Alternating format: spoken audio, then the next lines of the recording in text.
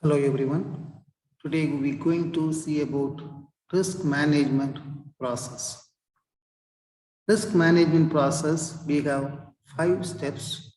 First one, establish the context. Second one, risk identification. Third one, risk assessment. Fourth one, potential risk treatments. And finally, review and evaluation of the plan. We can go through one by one. First, establish the context. And the risk management process, the first step is establish the context. So under this, we have to understand the environment in which the respective organization operates.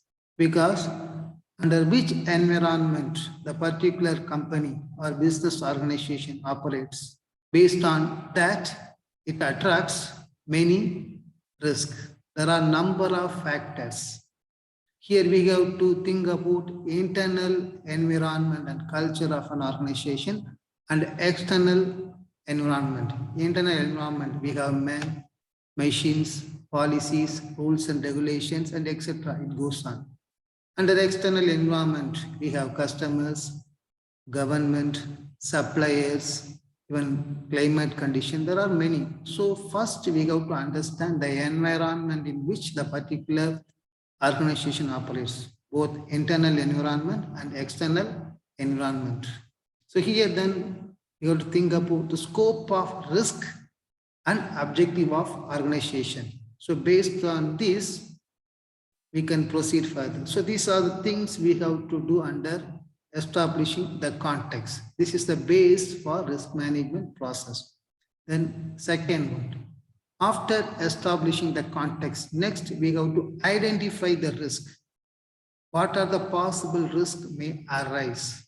So here it starts with sources of problems or risk. What are the sources we have for risk or problem?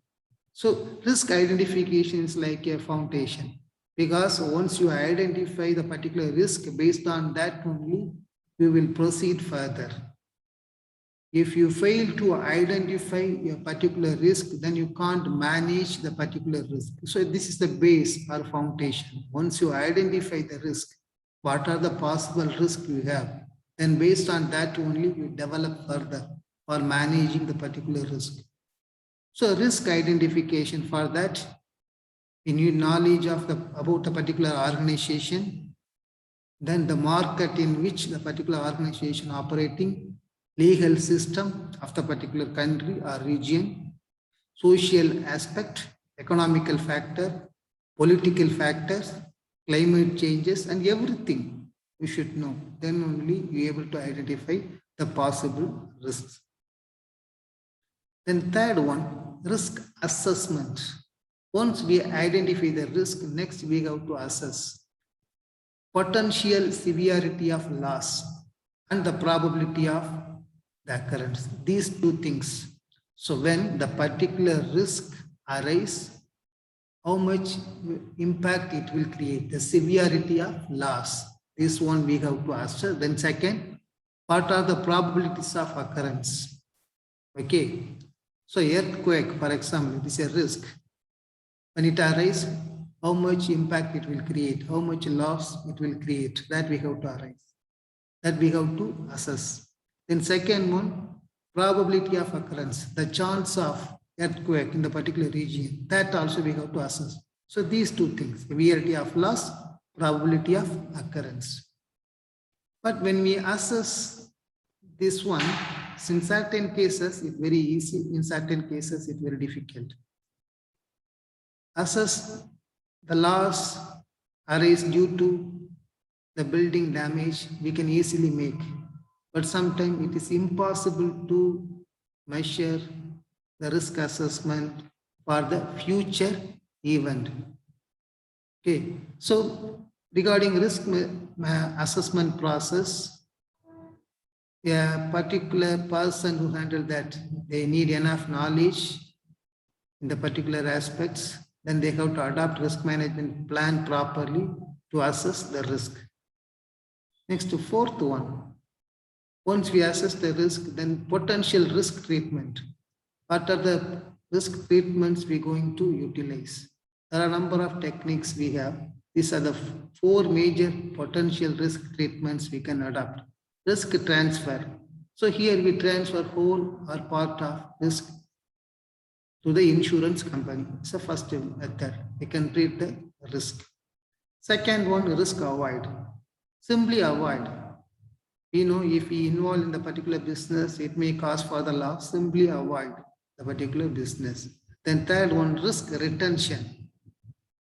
So risk retention. Here, deliberately we retain the risk because in certain cases, when you go with new inventions, new products, you're supposed to take risk. Otherwise, it's not possible. So deliberately we retain the particular risk. Finally, risk control.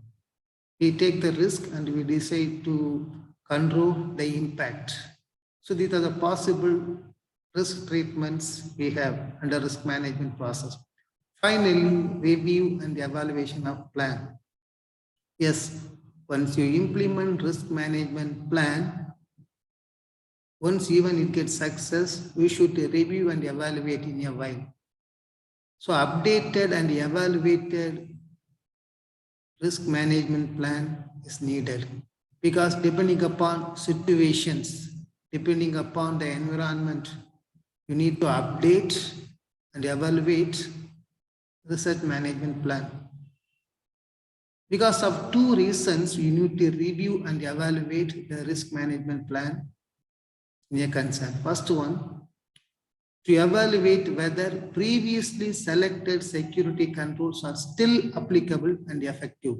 Previously, we may adopt certain techniques to control the risk, to manage the risk, whether it's still applicable for the new situation. That we have to review. Second one, to evaluate the possible risk level changes in the business movement.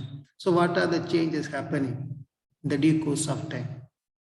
So these are the things we have to consider. So I hope you understood everything. Thank you.